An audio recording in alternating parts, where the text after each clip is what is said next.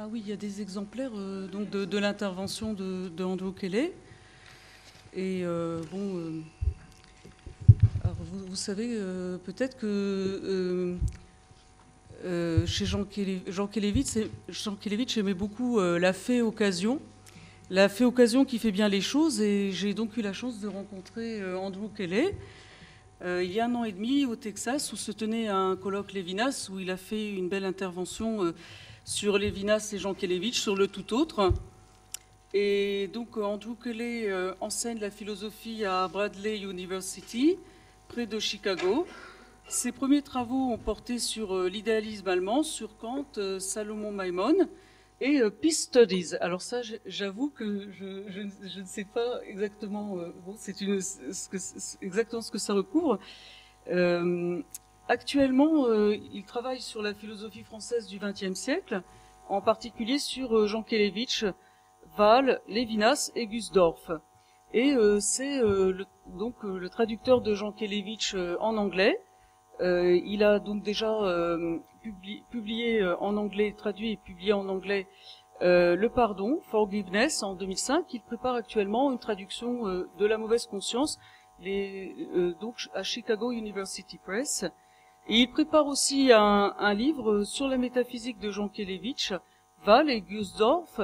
Alors il m'a précisé que cette rédaction avance very slowly, avec 3 points d'exclamation. Mais même si c'est très lentement, ce sera sûrement, et on aura grand plaisir à vous lire. Et donc Andrew Kelly va nous parler de la notion de l'absolu dans la métaphysique de Jean Kelevitch et de Bergson. Tout d'abord, il faut que je remercie Flora Bastiani et aussi Joël Ancel pour l'invitation d'être ici. Ça me fait un grand plaisir. Et je dois dire aussi, par avance, je vous demande pardon à cause de mon français. Alors, pardon. Je commence. Vladimir Jankélévitch et Henri Bergson ont élaboré une métaphysique en un temps où cette dernière était tombée en disgrâce. Dans mon exposé, je traite de leur conception de l'absolu en utilisant comme point de départ l'article du jeune Jankélévitch sur la philosophie de Georg Simmel. L'idée de l'absolu est fort problématique, comme Jean Wahl, l'ami de Jean Kelevitch, le montre dans son merveilleux traité de métaphysique. Quand il est écrit, et je cite, « Nous avons une sorte de conflit dans l'idée de l'absolu lui-même, un conflit entre l'absolu comme séparé et l'absolu comme inclusif et compréhensif. » Fin de citation. Pour Bergson, Simmel et Jean Kelevitch, l'absolu n'est pas tout à fait séparé ou caché de celui qui connaît.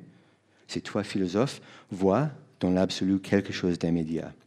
Néanmoins, je voudrais montrer que l'idée de l'absolu chez Jean Kelevitch est différente de celle que l'on trouve chez Bergson et Simmel, bien qu'elle en retienne aussi des éléments.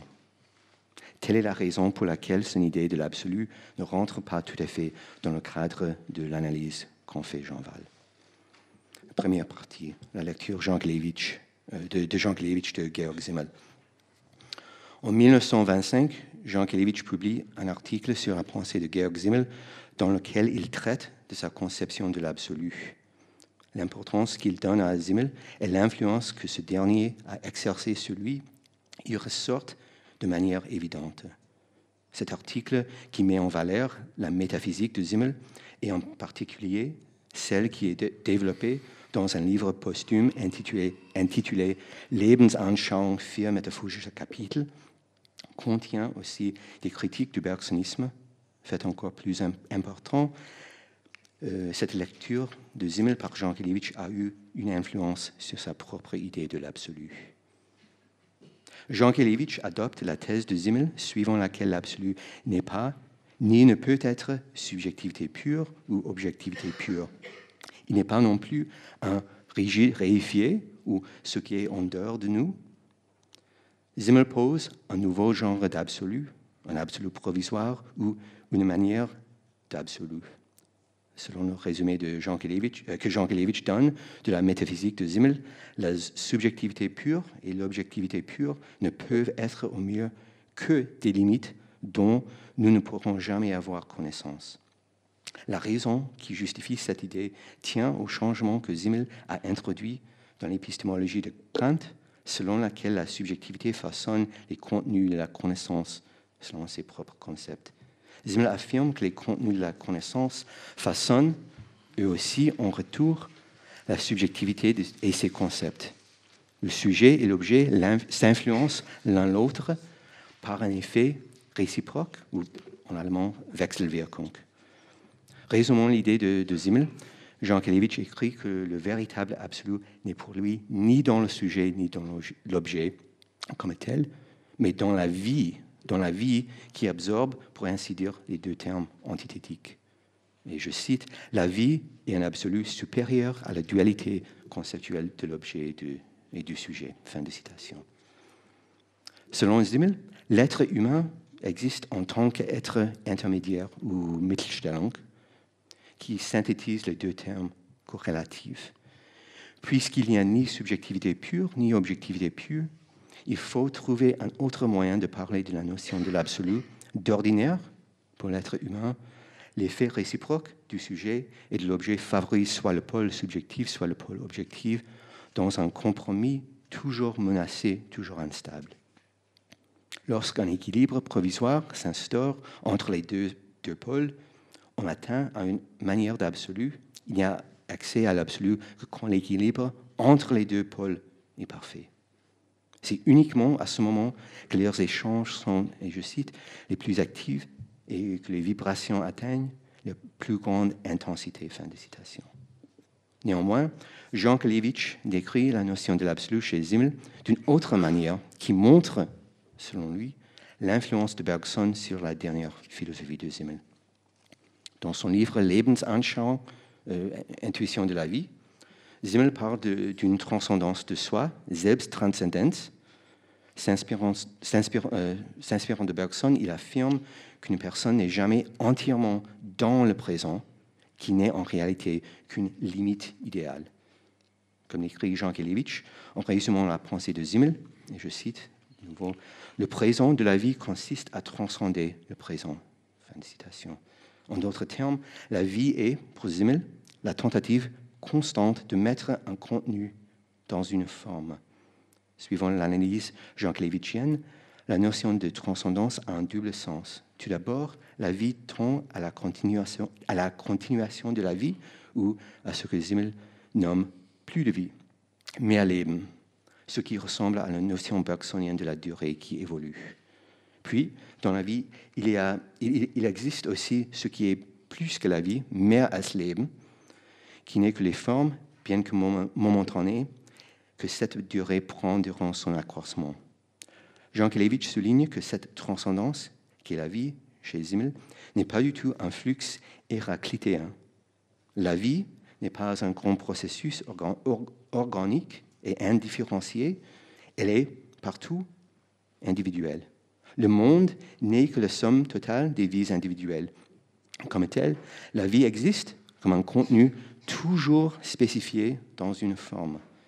Telle est la raison pour laquelle Simmel affirme que la forme sert de principe d'individuation des choses dans la nature. Il faut se souvenir que chacune de ces formes est provisoire et qu'elle se modifie suivant les contenus auxquels elle se sert de forme. Pour Simmel, comme pour Bergson, on prend conscience ou on a accès à cette transcendance, c'est-à-dire à l'absolu, dans une intuition simple et non rationnelle. On a vu que chez Simmel, le présent n'est pas une chose, mais plutôt une limite. De plus, puisque cette transcendance représente aussi bien la synthèse des contenus d'une vie comme plus de vie que le plus que la vie comme forme, ou encore le pôle subjectif et le pôle objectif, il faut reconnaître qu'une vie individuelle doit toujours être présentée dans une forme, bien que cette dernière soit provisoire. Dans cette prise de conscience qu'est l'intuition, on transcende les limites que la conscience crée par le fait même qu'elle en a conscience. Par ailleurs, cette intuition aperçoit les limites de notre individualité, je cite, du dehors et du dedans, en deçà et au-delà de cette forme déterminée qui est notre personne. Fin de citation. Puisque la vie chez Simmel n'est plus un flux continu, mais l'acquisition d'une forme et le dépassement ultérieur. Le dépassement ultérieur de cette première forme par une autre, la transcendance de soi zimmélienne décrite par Jean Kelevitch procède un peu trop par brusque à coup. De cette manière, Simmel se soustrait fort heureusement à l'alternative dogmatique de la mobilité et du repos, en trouvant une moyenne entre une métaphysique qui constitue un mobilisme pur ou extrême, tel un héraclitéisme naïf, ou une sorte de conceptualisme avec des objets réifiés et des catégories fixes. L'analyse de Simmel ne s'accorde pas sans difficulté avec la conception de l'absolu que Jean Wahl évoquait au début de cette intervention. D'un côté, la transcendance de soi n'est pas séparée d'une réalité plus profonde ou d'un domaine plus vrai qu'elle, mais d'un autre côté, on peut dire qu'il existe une manière d'inclusivité, de compréhensivité ou de totalité momentanée, mais changeante, dans les faits réciproques par lesquels le pôle subjectif et le pôle objectif se trouvent en parfait équilibre. À cet égard, il est possible d'opérer un rapprochement entre Simmel et l'analyse de Jean Wahl. Mais en même temps, Simmel, du moins selon la lecture de Jean Kelevitch, constate que l'idée de transcendance de soi et par conséquent l'idée de l'absolu, je cite, domine et absorbe l'antithèse de l'absolu et du relatif. En résumant la pensée de Simmel, Jean Kelevitch se demande si l'absolu, et je cite, n'est pas la réalité humaine par excellence. Si c'était le cas, l'absolu, selon Simmel, ne serait pas tout à fait conforme à l'analyse de Jean Wahl, et il ressemblerait soit à ce qui est le plus concret et immédiat dans le monde, soit à ce qui doit être, pour l'épistémologie, le point de départ de toute connaissance.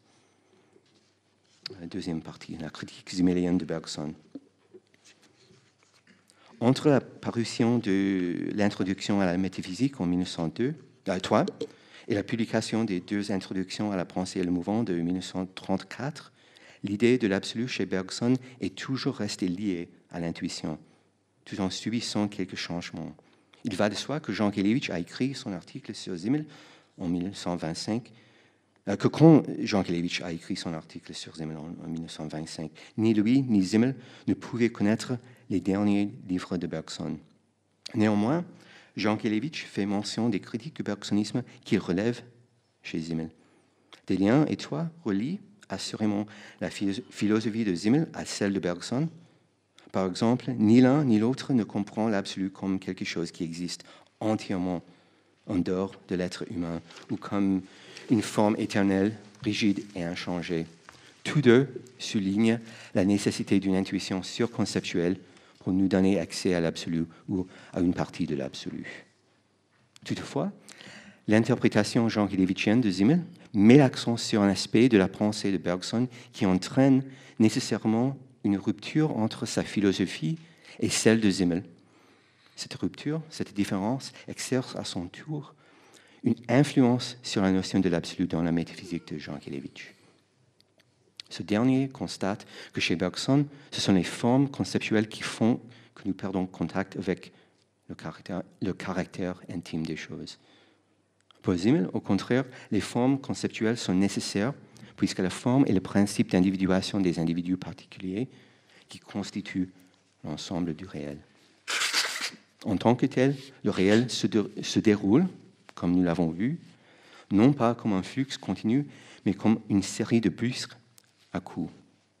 Dans ces saccades, il existe dans la transcendance pas seulement plus de vie, le Leben, c'est-à-dire la continuation de la vie, mais aussi le fait même qu'avec chaque nouvelle forme, qu'avec chaque forme nouvelle et statique que l'individu occupe, il y a quelque chose qui est plus que la vie, la forme, mehr Leben, qui nie le flux de la vie comme plus de vie. À cet égard, Jean Kelevitch écrit, et je cite, « La grande réforme de Simmel, disions-nous, a consisté à intérioriser la négation de la vie comme forme. Néanmoins, cette négation de vie fait partie intégrante de l'idée d'intuition dont on connaît l'importance dans la métaphysique de Bergson et de Simmel. Pourtant, Selon la lecture de Jankélévitch, c'est justement le point sur lequel Simmel et Bergson divergent. Et je cite de nouveau. Voilà, en quelque sorte, le grundmotiv fondamental qui domine toute la pensée de Simmel et qui, malgré tant de ressemblances certaines, l'oppose en définitive à la pensée de Bergson. Simmel s'est efforcé de contracter dans un acte simple, intuitivement vécu, deux moments contradictoires. Fin de citation. Par conséquent, la divergence entre Bergson et Simmel concernant le concept d'intuition repose sur leur différence de point de vue au sujet du rôle que jouent les formes conceptuelles dans la connaissance. À ce propos, Jankélévitch fait la remarque suivante, je cite. Tandis que Bergson, pour atteindre à l'absolu de la vie immédiate, se fie à une intuition qui éliminerait radicalement les formes intellectuelles, Simmel essaie, au contraire, par sa théorie de la Distanzierung, de réaliser son intuition de la vie en synthétisant forme et contenu, non en épurant les contenus de toute détermination objective. Fin de citation. Dans la suite de son analyse de la différence entre Bergson et Simmel, Jankélévitch est d'avis que, je cite, tandis que Bergson se place d'un seul coup au-delà de tout conceptualisme, c'est-à-dire de toute doctrine qui plus ou moins ouvertement sauvegarde la forme, Simmel, resté fidèle en partie à la Mittelstellung relativiste, se place entre le conceptualisme et le pur mobilisme. Fin de citation. Enfin, Jankélévitch rejette une conception trop héraclitéenne du monde pour laquelle il n'existe qu'un flux sans forme, surtout si ce flux est purement et naïvement la continuité dense et intime du devenir intérieur. Troisième partie, l'idée de l'absolu chez Bergson. Mais la critique de la philosophie de Bergson, que fait, selon Jankélévitch, Georg Simmel, est-elle justifiée? Il existe sans doute dans le corpus bergsonien des passages qu'on peut utiliser pour étayer une lecture tout à fait héraclitéenne de Bergson. Par exemple, dans son article de 1911 intitulé « La perception du changement », Bergson affirme, et je cite, « Le mouvement est la réalité même. Il y a des changements, mais il n'y a pas sous le changement de choses qui changent. Le changement n'a pas besoin d'un support. Il y a des mouvements, mais il n'y a pas d'objet inerte, invariable, qui se meuvent. Le mouvement n'implique pas un mobile. » Fin de citation. De plus, dans son introduction à la métaphysique, Bergson soutient que quand ce mouvement est saisi du dedans, en lui, en soi, je tiendrai un absolu. En revanche, quand ce mouvement est saisi du dehors, avec l'aide des symboles et des points de vue extérieurs, notre connaissance est relative. Dans l'évolution créatrice de 1906, Bergson fournit également un exemple qui permet de soutenir cette interprétation. Il s'agit d'un processus par lequel on fait fondre du sucre dans un verre d'eau. Bergson constate que le verre d'eau, le sucre et le processus de dissolution sont simplement des abstractions, je cite, du tout dans lequel ils ont été découpés par mes sens. Fin de citation.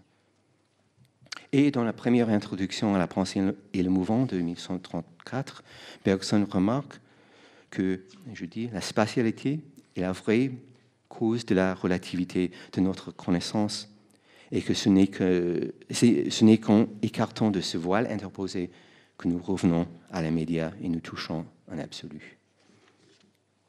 Pourtant, il est possible de faire une lecture différente de l'absolu chez Bergson, plus proche de celle de Simmel.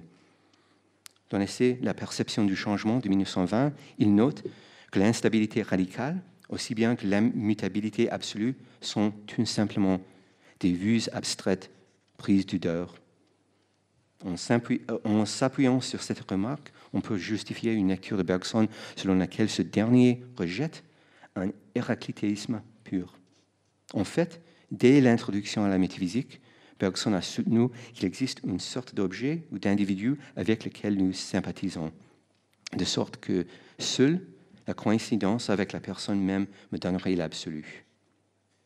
Dès lors, bien qu'une personne ne doive pas être fixée ou réifiée, il semble qu'il y ait dans le monde des individus qui évoluent et croissent. Pour cette raison, Bergson constate en 1903, non seulement que l'absolu peut être donné dans l'intuition, mais aussi que cette intuition est une, je cite, sympathie par laquelle on se transporte à l'intérieur d'un objet pour coïncider avec ce qu'il a d'unique. Fin de citation. Dans d'autres passages, Bergson semble affirmer explicitement la nécessité des formes conceptuelles, bien qu'elles doivent toujours évoluer, ce qui exclut d'avance la lecture jankélévitchienne de Simmel. À la fin de la première introduction à la pensée et le mouvement, Bergson écrit, donc sans équivoque, que nous devons commencer par écarter les concepts déjà faits et que, je cite, les concepts nouveaux qu'on devra bien former pour s'exprimer seront cette fois taillés à l'exacte mesure de l'objet. Fin de citation. Dès lors, il est plus tout à fait évident que le problème de la forme opposée au contenu constitue la différence majeure entre la pensée de Bergson et celle de Simmel au sujet de l'absolu. Il existe encore une différence entre la philosophie de Bergson et celle de Simmel, et aussi de Jankélévitch, à propos de l'absolu. Dans l'introduction à la métaphysique, Bergson évoque l'intuition originelle qui fournit à la science son objet, ce qui semble indiquer que la science est une façon de décrire par l'analyse ce que l'intuition nous fournit, mais signifie en fait que l'intuition est toujours plus proche de la réalité puisqu'elle nous donne accès à l'absolu. Bergson reprend cette idée dans un passage ultérieur dans lequel il affirme que, et je cite, « la science et la métaphysique se rejoignent donc dans l'intuition ». S'il est bien question de la notion bergsonienne de l'intuition et donc de l'absolu, Bergson est vraiment plus proche de Simmel qu'on ne le pense, puisque c'est à partir de l'intuition que la métaphysique et la science se développent toutes deux. Pourtant, dans la dernière pensée de Bergson, il semble qu'il ait quelque peu changé d'avis. Dans la deuxième introduction à la pensée et le mouvement, il sépare explicitement la métaphysique de la science de sorte qu'il n'y a plus qu'elle qui s'appuie sur l'intuition. Toutefois, toutes deux peuvent atteindre à un absolu ou à l'absolu. À cet égard, Bergson affirme que, et je cite, « qu'à la science comme à la métaphysique, nous avons attribué le pouvoir d'atteindre un absolu ». Fin de citation. Mais en 1934, il soutient que les formes de connaissance ne se rencontrent pas dans une intuition et que la métaphysique et la morale commencent tous deux avec l'expérience. C'est pourquoi Bergson écrit, et je cite, « Science et métaphysique différeront d'objets et de méthodes, mais qu'elles communieront dans l'expérience. Tandis que la métaphysique porte sur le domaine de l'esprit, la science a affaire à la matière. Néanmoins, il faut noter que pour Bergson, la science possède la capacité d'atteindre l'absolu. Plus important encore, Bergson constate que la science ne porte que sur une moitié de la réalité, la matière, mais qu'il reste encore toute une autre moitié qui s'appuie sur l'intuition et qui se ramène à la métaphysique. Donc, la science et la métaphysique, je cite, peuvent l'une et l'autre toucher le fond de la réalité. Fin de citation. Idée qu'on peut déjà trouver en 1906 dans l'évolution créatrice. Enfin, Bergson souligne que la science et la métaphysique sont également précises et que ni l'une ni l'autre n'est une forme relative de connaissance. Dans l'introduction à la métaphysique, Bergson affirme que l'absolu est synonyme de perfection et qu'on a souvent identifié l'absolu et l'infini. Mais ces passages s'accordent bien avec les arguments que nous donnons ici. Somme toute, il apparaît que chez Bergson, l'absolu est non seulement l'ensemble de la réalité spirituelle et de la réalité matérielle, mais aussi une réalité en train de croître et d'évoluer comme les autres organismes. L'idée de l'infini dans la philosophie de Bergson ressemble donc à ce que Jean Wahl entendait en décrivant l'absolu comme inclusive et compréhensive. Quatrième partie, c'est la dernière partie de mon exposé. Jankélévitch et l'absolu. Nous sommes presque finis, presque. Bien que la conception de l'absolu chez Jankélévitch soit, en un sens, plus proche de celle de Simmel, elle ressemble, en un autre sens, à celle de Bergson. Dans la philosophie de Jankélévitch, l'idée de l'absolu acquiert un sens thaumaturgique ou mystériologique. Quand on regarde le chemin par lequel philosophie première de Jankélévitch mène son lecteur, on remarque que le livre commence par un chapitre sur le monde empirique et se termine par un chapitre intitulé « L'homme ». Et ce chapitre traite les thèmes de l'être humain, de l'absolu relatif de Simmel, et qui s'achève en évoquant la philosophie et la joie. Dans ce dernier chapitre, Jankélévitch use d'un thème qu'il a découvert dans la métaphysique de Simmel, en décrivant explicitement l'être humain comme l'être moyen ou comme un mix d'instants et d'intervalles, ce qui met en évidence la mitoyenneté humaine. Cependant, à la différence de Bergson, l'intuition est, pour lui, la seule façon de savoir qui nous permet de saisir l'absolu. Pour Jankélévitch, la science ne peut nous donner l'absolu, et c'est pourquoi il affirme que, et je cite, il affirme, l'instant ne s'oppose donc pas à proprement parler à l'intervalle, comme la métaphysique s'oppose à l'empirique. L'instant est la seule forme sur laquelle l'absolu est révélé à une créature. Fin de citation.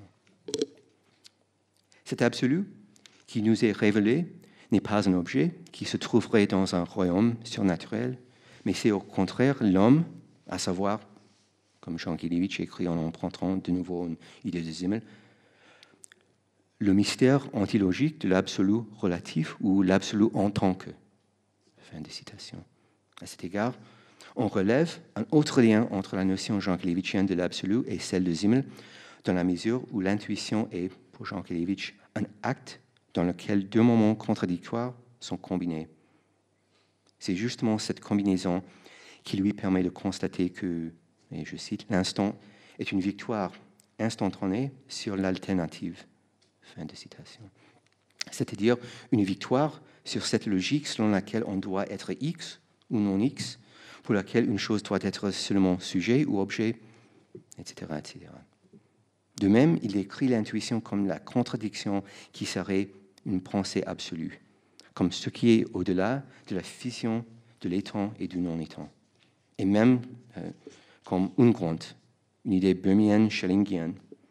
En somme, à la différence de Bergson, pour qui l'intuition qui fait pendant à la science doit nous placer dans la durée vraie, l'intuition représente, chez Jankélévitch, soit la combinaison contradictoire, soit la transcendance du pôle subjectif et du pôle objectif. Jankélévitch parle, à la manière de Simmel, de l'absolu en termes d'être humain concret.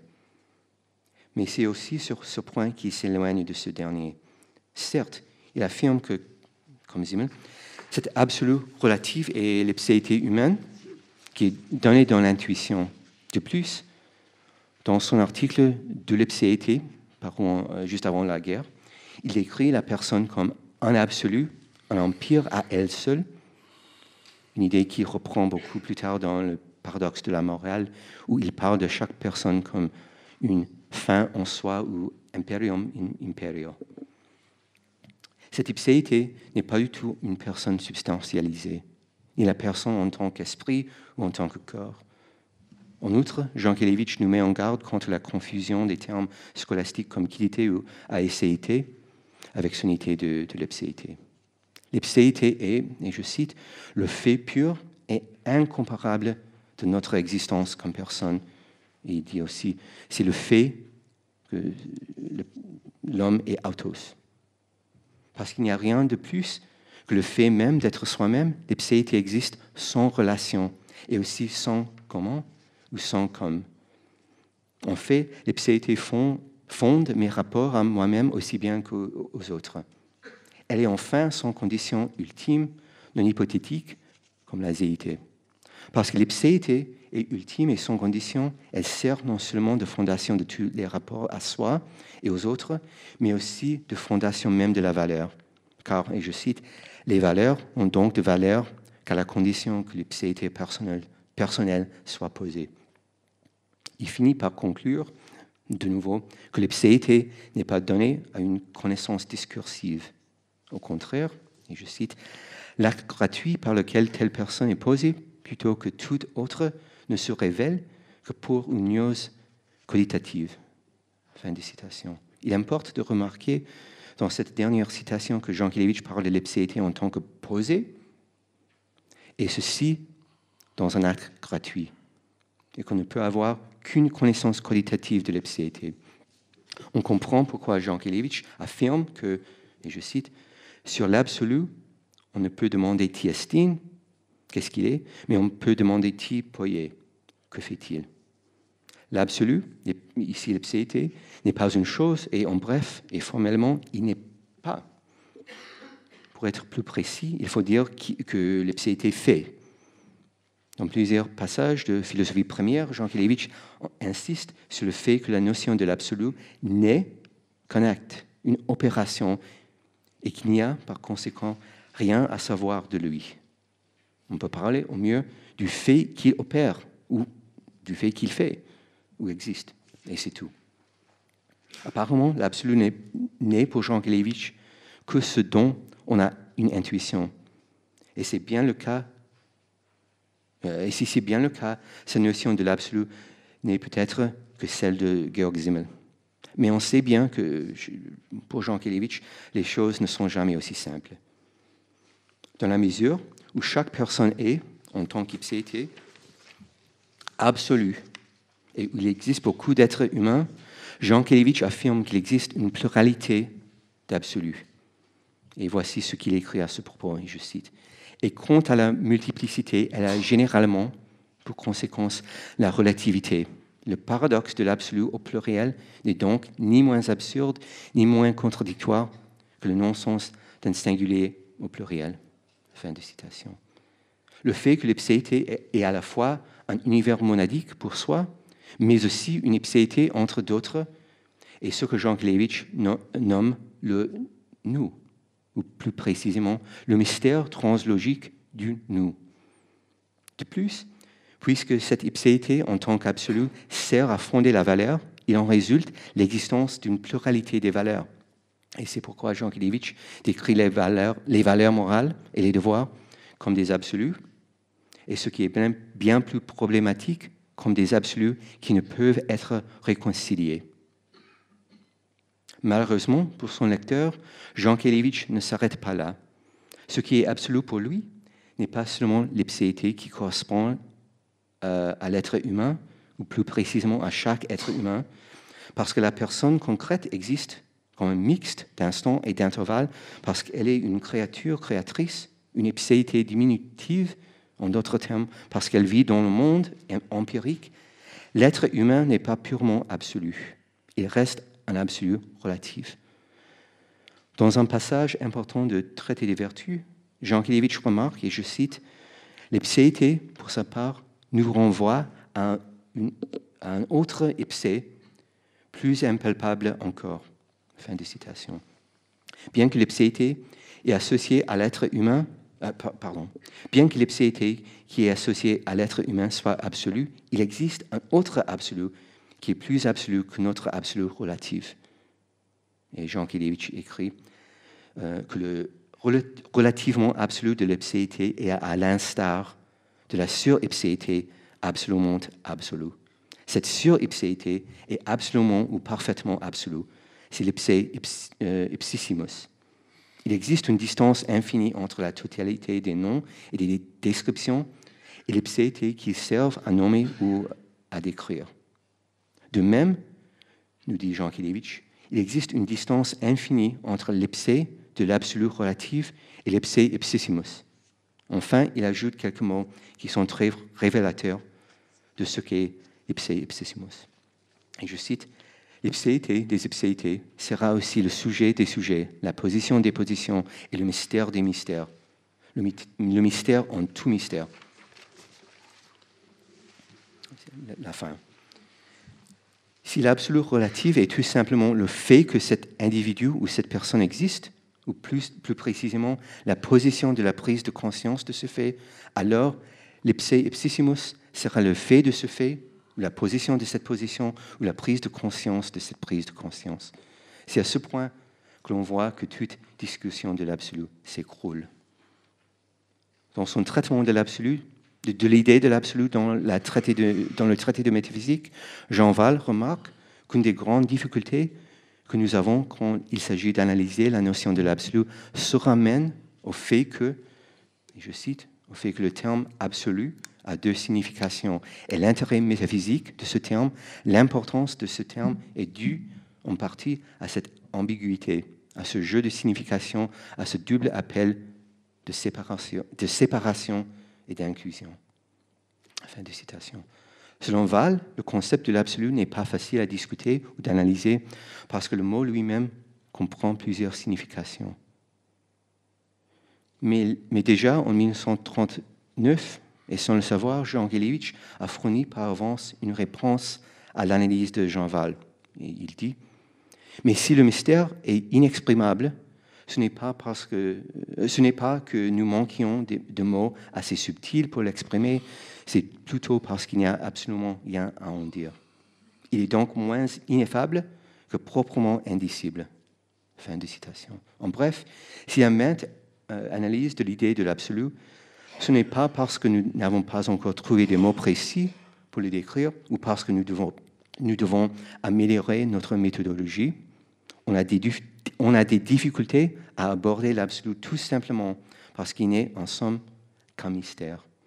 Pour Jean Kelevitch, on peut parler du code de l'absolu, c'est-à-dire du fait qu'il y a l'absolu, mais c'est tout. Si on veut avoir une science qualitative, à savoir une description des traits ou des qualités de l'absolu, tout s'écroule. On n'y parvient pas. Mais c'est justement ici que la pensée de Jean Kelevitch se rapproche une fois de plus à celle de Bergson. Même si Bergson parle de l'absolu comme un tout dont l'intuition connaît une moitié et la science une autre moitié, on peut dire que l'absolu reste pour lui un mystère. Et Jean Kelevitch lui-même affirme que, et je cite, « Bergson a raison de revendiquer pour l'intuition la simplicité du mystère vital. » Fin de citation. C'est peut-être la raison pour laquelle Jean Kelevitch aimait citer souvent un passage célèbre de l'intuition philosophique de Bergson. Et c'est la fin de mon intervention. Jean Kelevitch cite « En ce point est quelque chose de simple, d'infiniment simple, de si extraordinaire simple, que le philosophe n'a jamais réussi à le dire. » Merci.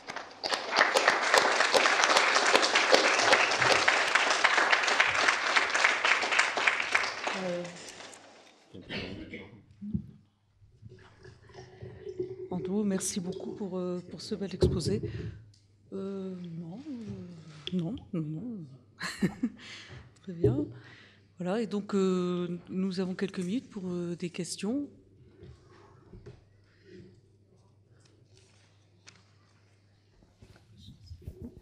Bravo pour ce bel exposé. Je voulais savoir si vous connaissiez, ce n'est pas une question, hein, si vous connaissiez le bel article que Jean Kelevitch a écrit en préface à la tragédie de la culture, où il traite exactement du mystère, de l'élan vital, de la vie chez Simmel. Est-ce que c'est le même essai que je cite au Non, justement, comme vous ne le citez pas, je voulais savoir si vous le connaissiez. Non. Alors ça, c'est très important. Il a écrit cet article qu'on a mis après en préface de la tragédie de... Non, je pensais que c'était l'article qui a été publié de nouveau. Non, il a écrit encore autre chose. Mais c'est un peu simplifié le même article. Mais quand on lui a demandé de faire la préface pour l'édition en France de la tragédie de la culture de Simmel dans la collection Rivage, il a repris un peu cet article, évidemment dans les grandes lignes, mais qui peut vous apporter aussi quelque chose. C'est juste cela. Merci.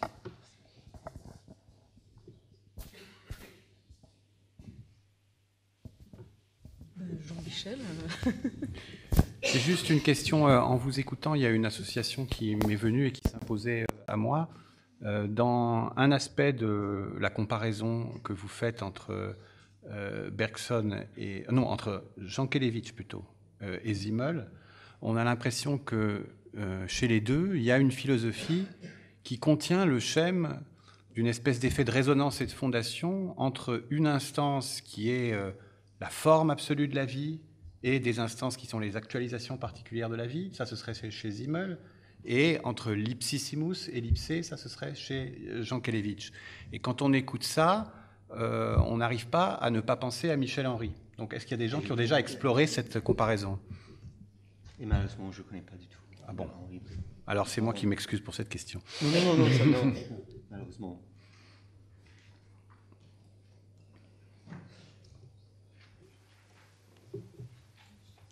Oui, s'il vous plaît.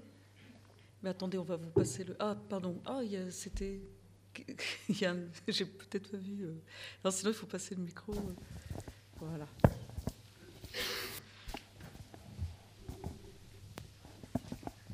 C'est juste peut-être parce que pour l'instant je suis un peu occupée avec Hobbes, mais il m'est venu en fait une association quand, à ce terme d'un absolu relatif, et aussi avec l'image de verre que donne Bergson, le verre d'eau dans lequel se dissout le verre d'eau et l'eau et le sucre.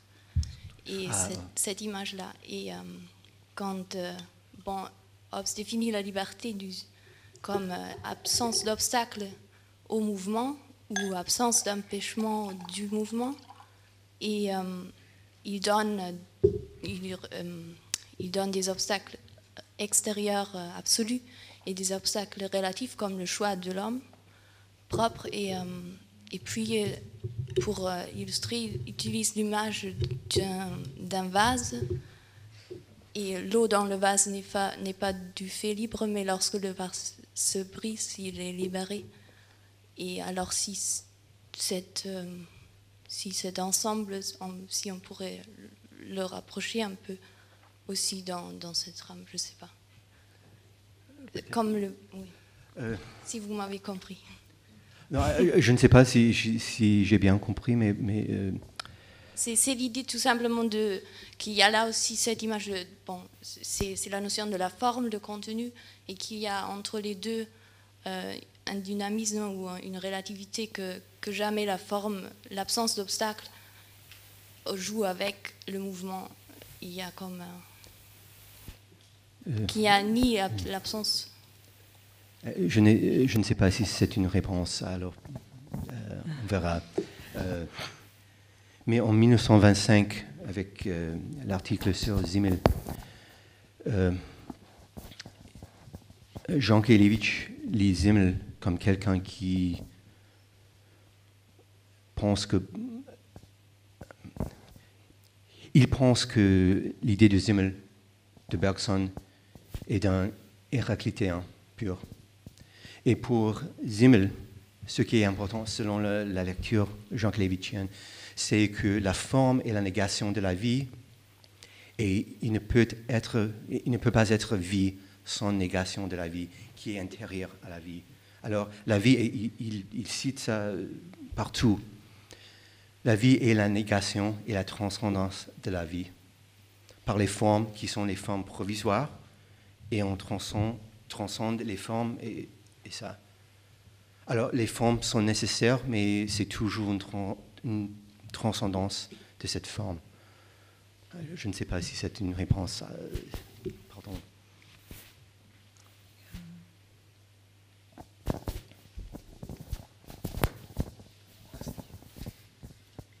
Est-ce que, selon vous, il n'y a pas une sorte d'analogie entre la démarche de Jankélévitch dans la philosophie première et certaines philosophies entre guillemets religieuses, comme celle de Plotin, de Platon et même de saint Thomas, et avec cette idée justement d'ipsé, ipsissimus avec laquelle vous avez terminé, est-ce qu'on n'a pas ce qu'on peut appeler une tension religieuse,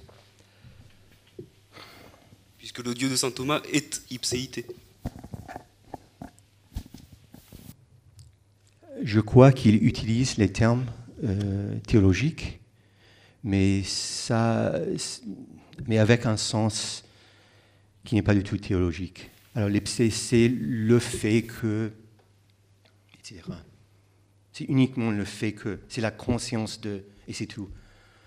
je crois qu'il prend ces termes des théologiens, les personnes comme Plotin, etc. Mais à mon avis, c'est avec un sens non religieux.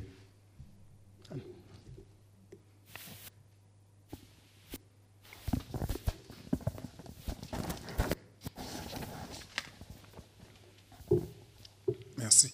Est-ce qu'on pourrait rapprocher Vladimir Jankélévitch et Bergson donc, sur le terme de l'absolu en parlant de totalité, en sachant que donc, ce concept prend une place importante tant chez Bergson, les totalités organiques, et que chez Jankélévitch.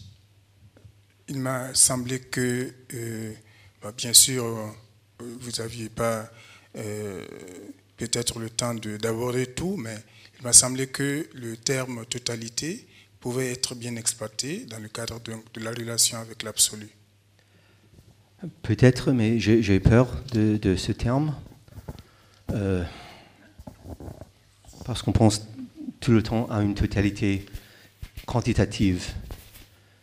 Et pour Jankélévitch, je crois, à mon avis, peut-être ai-je tort, je ne sais pas, on ne peut pas utiliser les mots comme totalité. C'est avant. Le mot meilleur, c'est ce mot de Schelling et Böhme, Ungrund. C'est avant totalité peut-être, mais c'est trop simple. Ouais. Bien, la simplicité, c'est très bien hein, pour Bergson, pour Jankélévitch lisant Bergson. Voilà, donc on va passer maintenant donc à l'exposé de Jean-Michel.